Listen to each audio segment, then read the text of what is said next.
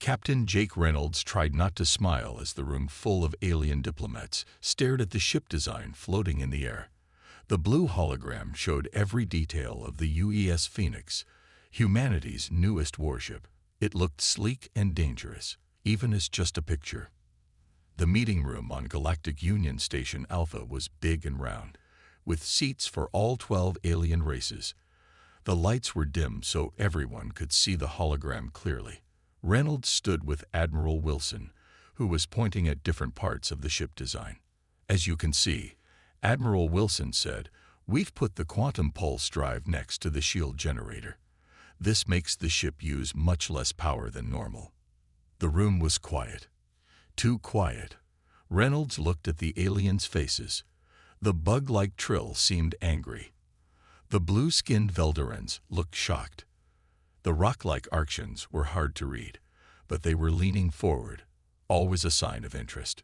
Finally, the Trill ambassador stood up. He was tall, with a hard shell and clicking mouthparts. "This is impossible," he said, his voice sharp and loud. "The energy would tear your ship apart. You agreed to these limits when you joined us." Reynolds knew this would happen. Humans had only been part of the Galactic Union for 15 years. They were the newest members by hundreds of years. When Earth joined, they had to follow rules about what kinds of weapons and ships they could build. These rules kept peace between all the different alien races. The Phoenix broke those rules. Well, sort of. Admiral Wilson slid a small crystal across the table. It contained all the technical data about the ship. "We found a gap in the rules," he said calmly. "The Proxima Accords limit how much power ships can use, not how the parts are arranged. The Phoenix follows every specific rule." The Veldoran admiral, named Thos, hit the table with his webbed hand. His blue skin turned purple with anger. "This warship shouldn't exist. You've twisted our rules."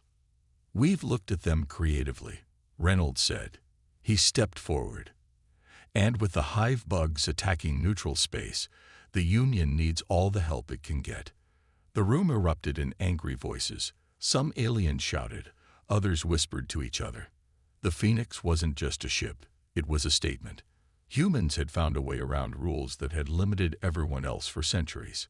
3 days later, Reynolds sat in a small bar on the lower level of the station. The place was designed to make all species comfortable, with different gravity settings in different areas. Reynolds sat in the human section, drinking something that was supposed to taste like whiskey, but didn't quite manage it. "Is this seat taken?" a voice asked. Reynolds looked up to see Mira, his old friend, and the lead engineer on the Phoenix project. She was tall and thin with dark hair pulled back tightly. "Please," he said, gesturing to the empty chair. "How did the technical review go?" Mira sat down with a groan. 6 hours of explaining our design to angry aliens, but they couldn't find any actual rule violations. Just a lot of "this isn't how things are done." Reynolds smiled. "That's humanity's specialty, not doing things how they're done." The Arxian representative actually seemed impressed. Mira said, ordering a drink with a wave of her hand. "Asked a lot of smart questions. The Trill and Veldorans are pushing for an emergency council vote to ban the design specifically," Reynolds said. "But word is they don't have enough support. Because half the council is secretly excited to see what the ship can do," Mira said with a small smile. "Even if they won't admit it." Reynolds nodded. The Galactic Union had been at peace for so long that many species had stopped innovating.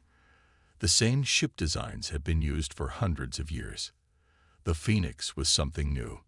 "Did you hear?" Mira asked, lowering her voice. "They're giving you command of the Phoenix." Reynolds sat up straighter. "What? When was this decided?" "This morning. Admiral Wilson pushed for it. Said you understand the ship better than anyone else." Reynolds felt excitement and worry at the same time. The Phoenix was untested. Theoretical. It might work perfectly, or it might explode the first time they tried to use the quantum drive. "When do we launch?" he asked. 2 weeks, Mira said. "They're rushing it because of the hive attacks. I'll be coming as chief engineer, by the way. Reynolds raised his glass. To breaking the rules. Mira clinked her glass against his. To breaking them creatively. 1 week later, Reynolds stood in a large observation room, looking at the Phoenix as it sat in the massive construction dock. The ship was bigger than he expected. 500 meters long, with smooth black armor and blue energy lines running along its hull. Impressive, isn't it? Admiral Wilson said, walking up beside him. It's beautiful, Reynolds said honestly. The council vote failed, Wilson said. The Phoenix has official approval to launch, though 6 species filed formal protests. Reynolds turned to face the admiral. Sir, can I ask you something? Wilson nodded. Was this the plan all along? To force the Union to change? Wilson looked out at the ship for a long moment. The Union has been stuck for centuries, Captain. Same ships, same weapons, same tactics. Meanwhile, the hive keeps evolving, keeps getting stronger. Someone needed to shake things up. And that someone was us. Humans are good at breaking rules, Reynolds. Always have been. It's our best quality and our worst. But right now, the galaxy needs rule breakers. Reynolds looked back at the Phoenix. What are my orders once we launch? Patrol the border near the Cygnus corridor. Show the flag. Let the hive see what they're up against. Reynolds nodded. The Cygnus corridor was the latest area under attack by the hive. A growing threat of insect-like aliens different from the Trill. No one knew where they came from, but they had been attacking outer colonies for the past year. 1 week until launch, Wilson said. Your crew is being notified now. Any of them aliens? Reynolds asked. Wilson shook his head. Not this time. The other species weren't ready to put their people on an impossible ship. Their loss, Reynolds said. Indeed, Wilson agreed. Though I suspect that will change after the Phoenix proves itself. As Wilson left, Reynolds kept looking at his new command. The ship that shouldn't exist. The rule breaker. In 1 week, they would find out if breaking the rules was enough to face what was coming. 1 week passed quickly. Launch day arrived with little fanfare. The Galactic Union leadership had decided a quiet departure was best. No ceremony, no speeches. The Phoenix slipped away from the station like a secret being whispered to the stars. Captain Reynolds stood on the bridge, watching as his crew worked at their stations. Everything was new. The screens, the chairs, even the air smelled new. The bridge was bigger than standard Union ships, with a wide view screen showing the blackness of space ahead. All systems check complete, Captain, said Commander Davis, his second in command. Davis was a solid man with a calm voice. We are ready to engage main engines. Reynolds nodded. Take us out, helm. 1/4 power. Lieutenant Parker, a young woman with short blonde hair, touched the controls. 1/4 power, by. The Phoenix moved smoothly, its engines barely making a sound. That was one of the strange things about the ship. It was quieter than it should be. The quantum pulse drive, when not at full power, hummed instead of roared. We've cleared the station's traffic zone, sir, Parker reported. Set course for the Cygnus corridor, standard speed, Reynolds ordered. Let's break her in gently before we try anything fancy. As the ship accelerated, Reynolds felt a surge of pride. The Phoenix might be controversial, but it was his now, his responsibility, his command. He pressed a button on his chair. Bridge to engineering. Engineering here, Mira's voice replied. How are things looking down there, Chief? The engines are purring like kittens, Captain, but I'm watching the quantum drive temperatures. They're running a bit hot, even at standard speed. Reynolds frowned. Anything to worry about? Not yet, Mira said, but I'd like to make some adjustments before we try a quantum jump. You've got 2 days before we reach the patrol zone.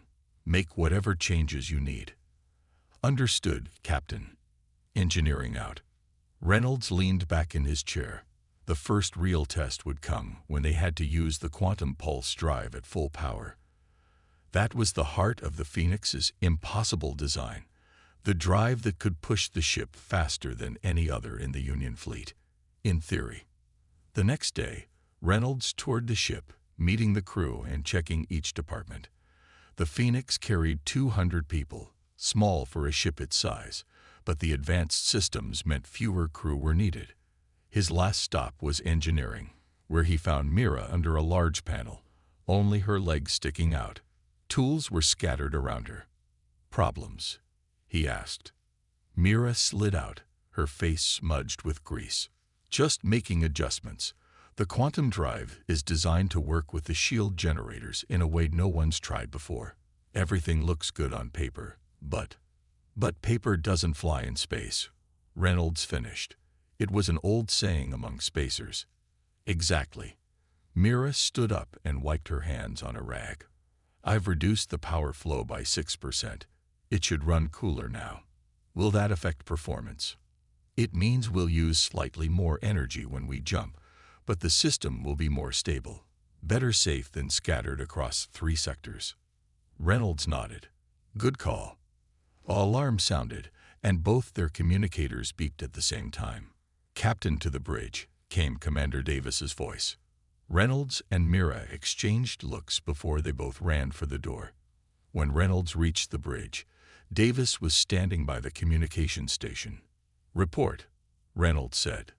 "We've received a distress call from the mining colony on Vega AX," Davis explained. "They're under attack by hive forces." Reynolds moved to the main screen, which now showed a star map. "Where's Vega AX in relation to us?" "Here, sir," Davis pointed. 8 hours away at standard drive. Lieutenant Mason, the communications officer, looked up from her station. "Sir, the message says they're facing 3 hive cruisers. Their shields are failing." "Any other Union ships in range?" Reynolds asked. "The U.S. Defender is 10 hours out," Mason replied. "They're already at maximum speed." Reynolds felt the weight of command press down on him. Vega AX was a small mining colony with about 10,000 people. If the shields failed before help arrived, what about us? He asked, turning to Davis. How quickly could we reach them using the quantum drive? Davis hesitated. 30 minutes at full capacity. But sir, we haven't tested it yet. Reynolds looked around the bridge. Everyone was watching him, waiting for his decision. Mira, he said into his communicator, can the drive get us to Vega AX? Yes, she replied. But I can't promise it won't shake us apart in the process. Reynolds made his decision. Alert medical to prepare for possible casualties. All hands to emergency stations. He sat in his command chair. Helm, plot a course to Vega AX. Prepare for quantum jump. The bridge crew moved quickly, securing stations and checking systems. Course plotted, sir, Parker reported. Engineering reports quantum drive ready, Mason added. Reynolds took a deep breath. Engage quantum drive. Full power. Parker pushed the controls forward. The ship hummed louder, then louder still until the sound became a deep throb that they could feel through the floor. Quantum field forming, Davis reported, watching his screen. Drive power at 80%, 90,100%. The view on the screen stretched and blurred. Reynolds gripped his chair as the ship shuddered around them. We're entering quantum space, Parker said, her voice tight with concentration. The shuddering grew worse. A console at the back of the bridge sparked and went dark. Power surge in Section 4, someone called out. Reroute through secondary systems, Reynolds ordered. The ship lurched sideways, throwing 2 crew members from their seats. Captain, Mira's voice came through the speakers. The quantum field is destabilizing. The drive housing is showing microfractures. How long to Vega AX? Reynolds asked Davis. 22 minutes at current speed. Another panel exploded in sparks. The lights flickered. Shield generators are overheating, Davis reported. If they fail while we're in quantum space. He didn't need to finish. Everyone knew what would happen. The ship would be torn apart. Mira, "Can you stabilize the drive?" Reynolds asked.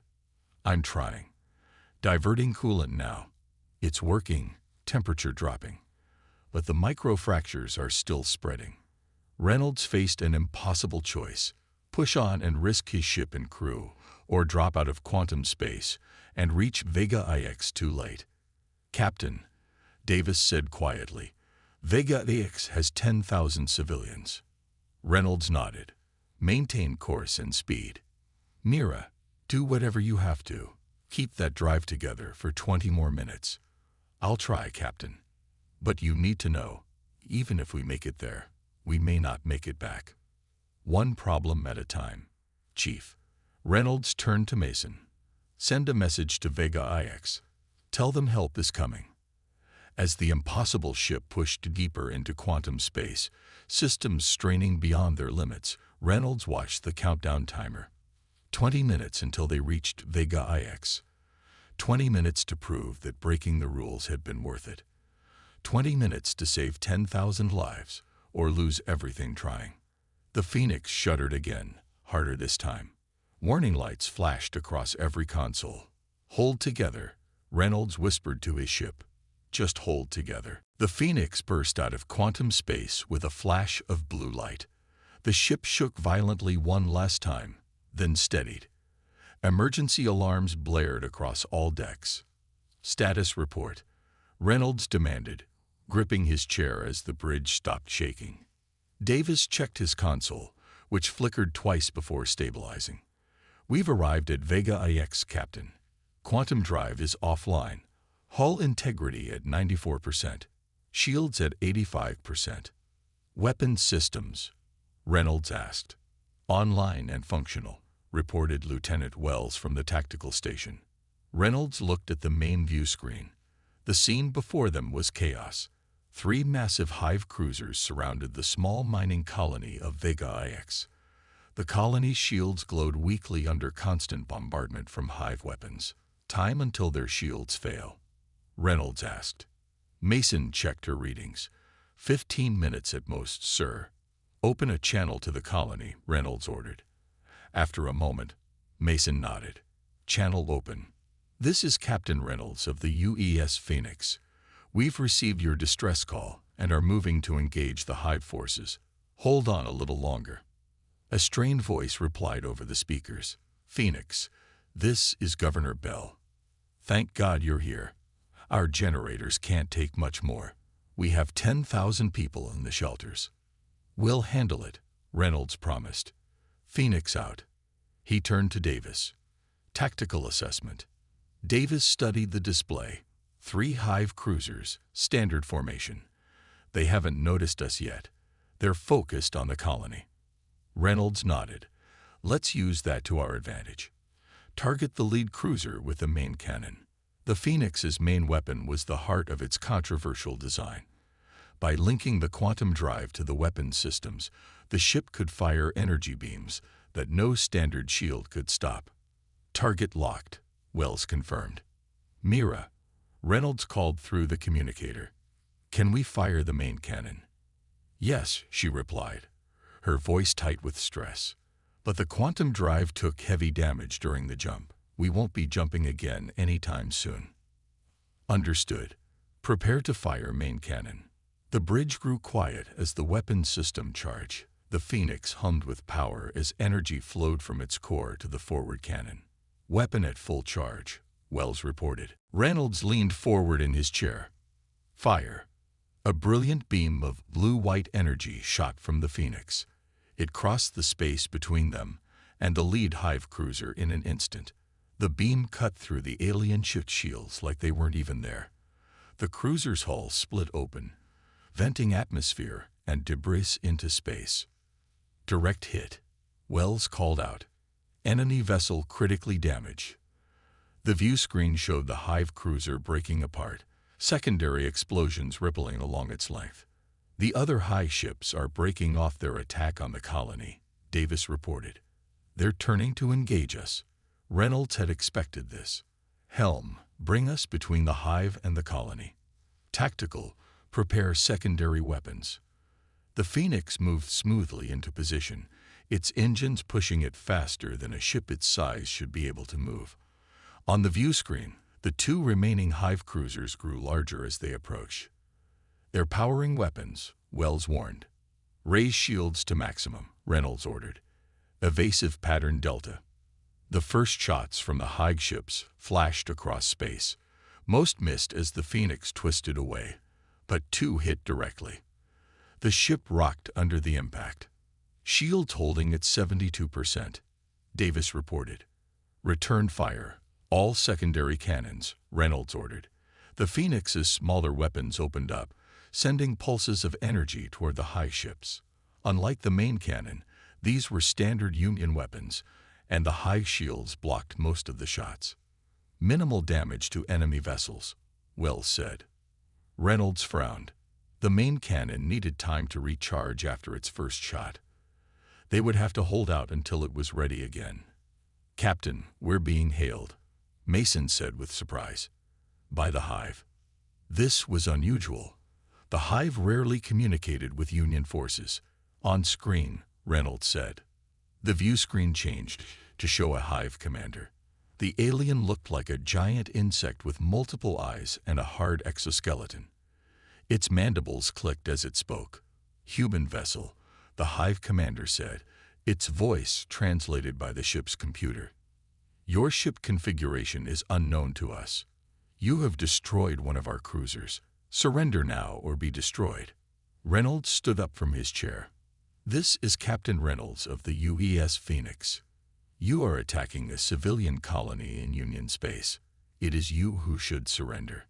The Hive commander's eyes seemed to narrow. "Your ship should not exist. Our scans show impossible energy readings." "That's why it's called the Phoenix," Reynolds replied with a small smile. "Now back away from the colony, or we'll show you what else this impossible ship can do."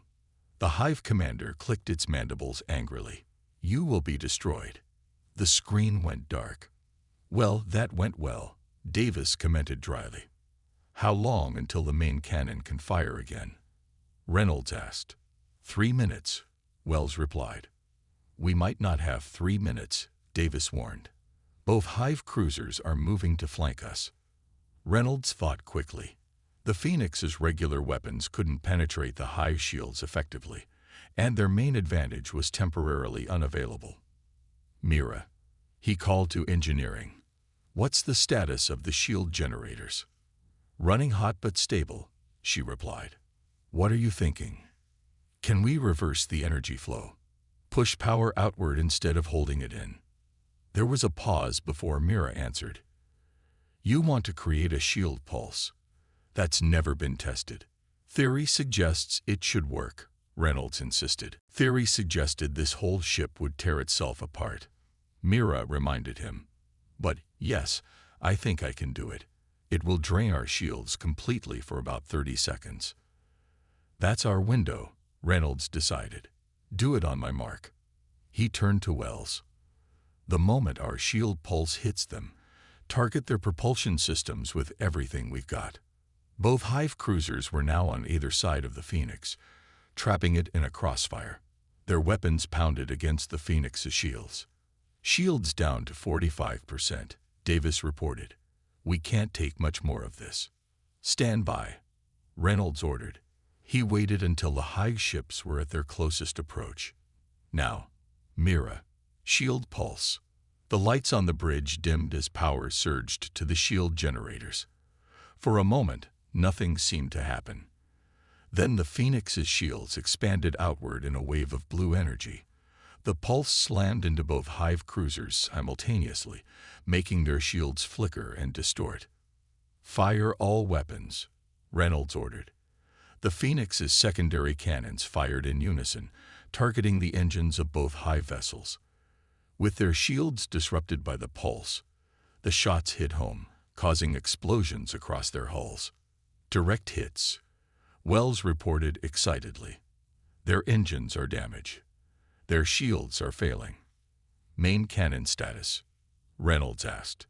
"Ready to fire in 30 seconds. Reynolds nodded. "Target the cruiser on the left. Prepare to fire." The Hive ships, damaged but not destroyed, We're trying to move away from the Phoenix. They're retreating, Davis said with surprise. Not far enough, Reynolds replied. Fire main cannon. Once again, the brilliant beam shot from the Phoenix. It struck the targeted Hive cruiser midsection, cutting it nearly in half. The alien ship broke apart in a series of explosions. The last Hive cruiser accelerated away, limping on damaged engines. Should we pursue? Davis asked. Reynolds considered this. No. Our priority is the colony. Let it go. He turned to Mason. Contact Governor Bell. Tell him the colony is secure. As Mason relayed the message, the bridge crew broke into smiles and quiet cheers. They had done the impossible. A single ship defeating 3 Hive cruisers and saving 10,000 lives. Reynolds looked at the broken remains of the destroyed Hive ships on the view screen. The impossible ship just did the impossible, Davis said quietly. Reynolds nodded. And the galaxy will never be the same. 3 days after the battle at Vega AX, the Phoenix remained in orbit around the mining colony. The quantum drive was still offline, and Mira's engineering team worked around the clock to repair it. Standard Union ships had arrived to help the colony and provide additional protection. Captain Reynolds sat in his quarters, reviewing reports on a screen. There was a knock at his door. Enter, he called. Commander Davis stepped inside, holding a datapad. Sir, we've received a message from Union Command. They want us to return to Galactic Union Station Alpha as soon as possible. Reynolds frowned. Did they say why? No, sir, but there's more. The message was marked highest priority and signed by Admiral Wilson himself. Reynolds stood up. How are the repairs coming? Chief Engineer Mira says the quantum drive should be operational in 12 hours. Limited capacity only, maybe 30% of normal power. That will have to do, Reynolds said. Set course for Union Station Alpha. We leave as soon as the drive is ready. Davis hesitated. Sir, there's something else. News of what happened here has spread throughout the Union. We're getting messages from everywhere, some congratulating us, others. He paused. Others not so happy. Reynolds finished for him. Yes, sir. The Trill and Velderan ambassadors have officially protested our unauthorized weapons deployment. Reynolds smiled grimly. We just saved 10,000 lives.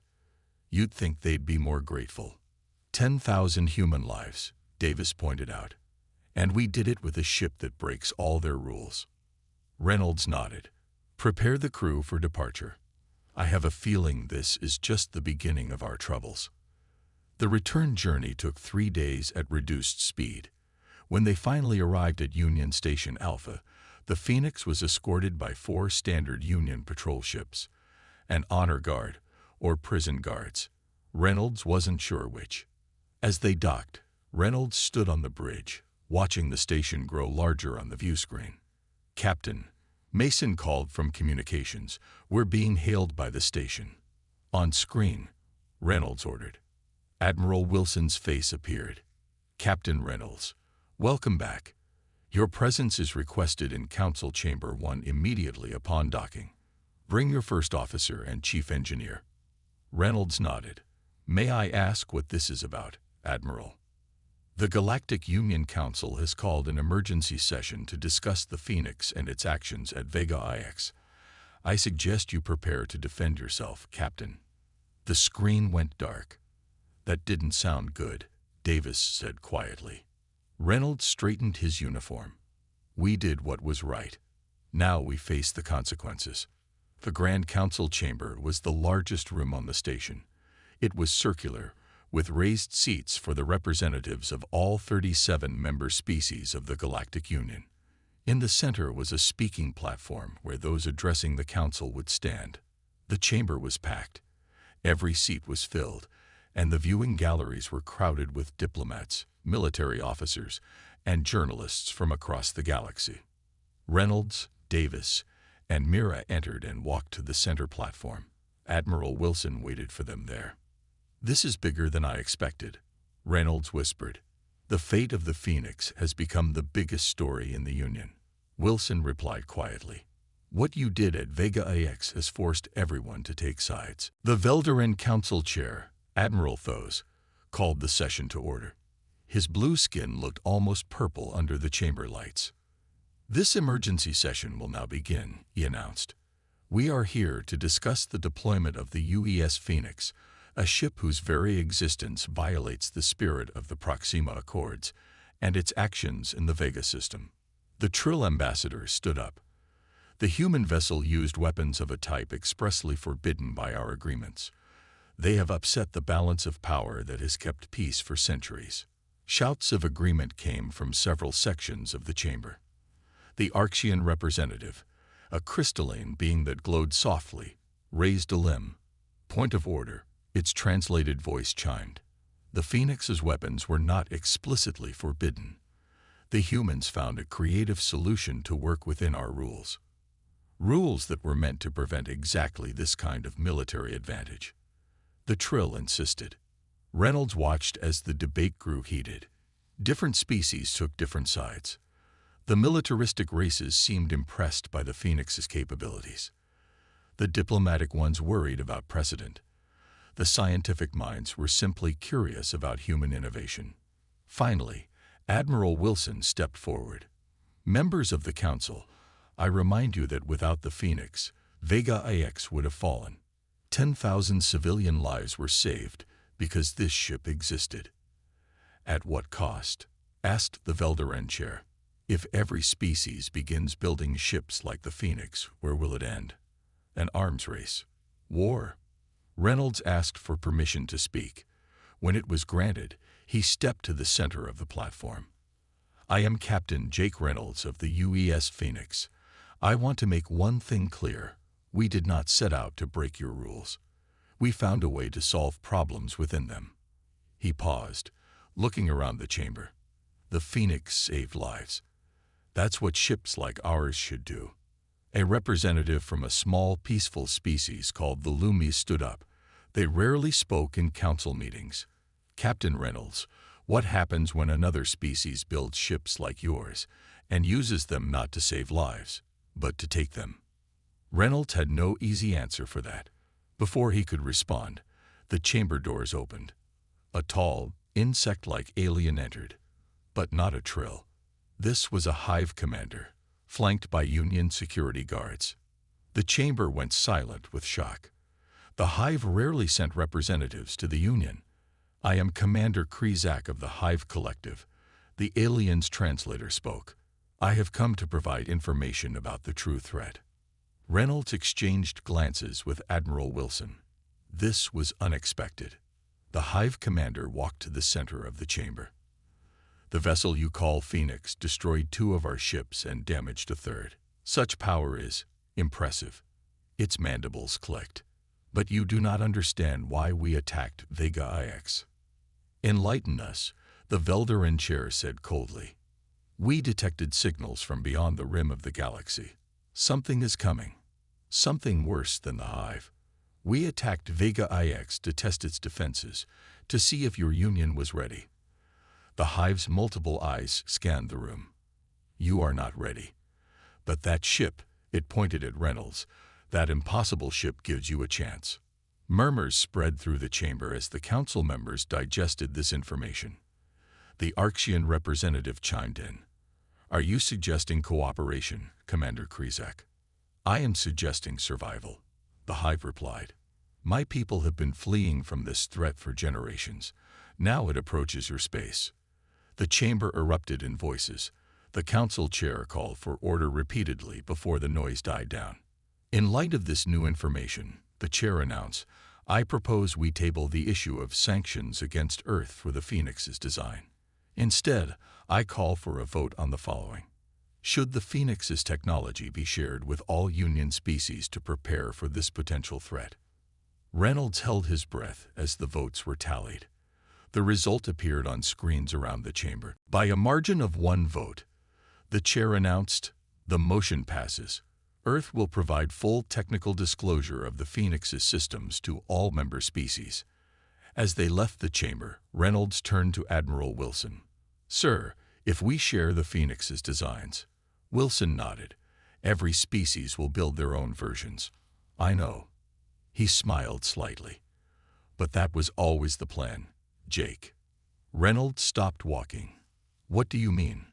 The Phoenix wasn't just a warship. It was a message, a wake-up call to a union that had become too comfortable with its own limitations. Wilson looked at the stars visible through a viewport. Sometimes you need to break the rules to survive what's coming next. Reynolds realized the Phoenix had been as much a political tool as a military one. So what happens now? Wilson placed a hand on Reynolds' shoulder. Now we prepare. Together. 6 months had passed since the emergency council meeting. Captain Jake Reynolds stood on the observation deck of Earth's main orbital shipyard, watching as the final work was completed on the UES Phoenix IU. The new ship was larger than its predecessor, with sleek black armor and blue energy lines running along its hull. She's beautiful, isn't she? Admiral Wilson said, walking up beside him. Reynolds nodded. Bigger, faster, and hopefully less likely to tear itself apart. Wilson laughed. The engineers tell me the quantum drive issues have been completely resolved. No more microfractures. Reynolds turned to look at the other construction bays visible through the large window. 5 more ships of similar design were in various stages of completion. The Phoenix fleet is coming together nicely. Not just our fleet, Wilson said, handing Reynolds a datapad. Take a look. The pad showed images from shipyards across the Galactic Union, Veldaran ships with quantum pulse drives, Trill cruisers with advanced shield technology. Even the crystalline Arctians had adapted the Phoenix design to their unique requirements. Everyone's building their own versions, Reynolds said, and improving on our design in ways we never considered, Wilson added. The Veldarans found a way to make the quantum drive 15% more efficient. The Trill developed a new shield configuration that reduces power consumption. Reynolds smiled. So instead of an arms race, we got collaboration. Exactly. When faced with a common threat, old rivals become allies. Even the Hive are sharing some of their biotechnology with us now. A young officer approached them and saluted. Admiral, Captain, the launching ceremony is about to begin. They followed her to the main ceremony hall, which was filled with officers from Earth and representatives from every Union species. At the front of the room was a large view screen showing the Phoenix Eye and its docking clamp. Wilson took the podium. 6 months ago, the Phoenix was considered impossible. It broke rules that had limited our potential for centuries. Today, we launch not just a new ship, but a new era of cooperation. He gestured to the alien representatives. Each of your worlds has contributed to the Phoenix Eye. Veldaran engine improvements, Trill shield configurations, Arxian sensor arrays, even Hive biological interfaces. Together, we've built something greater than any of us could have created alone. Reynolds sat in the front row, next to Mira, who would again serve as chief engineer. She leaned over and whispered, "Did you ever think breaking the rules would lead to this?" Reynolds shook his head. Never. But I'm glad it did. After the speeches, Reynolds made his way to a shuttle that would take him to his new command. As he waited in the boarding area, Commander Davis approached. "Ready for another adventure, Captain?" Davis asked. "More than ready," Reynolds replied. "Though I admit, I'm curious about our mission." The orders were vague. Davis nodded. "All we know is that we're leading a mixed-species task force beyond the edge of charted space, to find whatever the Hive have been running from," Reynolds said quietly. The shuttle trip to the Phoenix Eye was short. When they arrived, Reynolds was surprised to see a diverse crew working throughout the ship, humans alongside Veldarans, Trill, and even a few Hive specialists. "Captain on deck," someone called out as Reynolds stepped onto the bridge. Reynolds looked around. The new bridge was larger, with more advanced displays. Some of the stations were designed specifically for non-human crew members, wider seats for the Veldarans, standing platforms for the Trill. "Status report," Reynolds ordered as he took his seat in the command chair. "All systems nominal, Captain. reported Lieutenant Parker from the helm.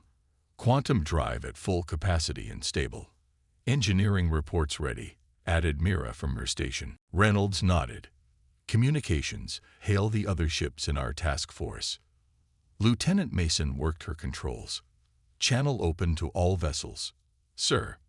The main screen lit up, showing the bridges of 6 other ships, one from each major Union species, plus the original Phoenix, now commanded by a Veldaran captain named Krell. "Task force captains reporting in," Mason said.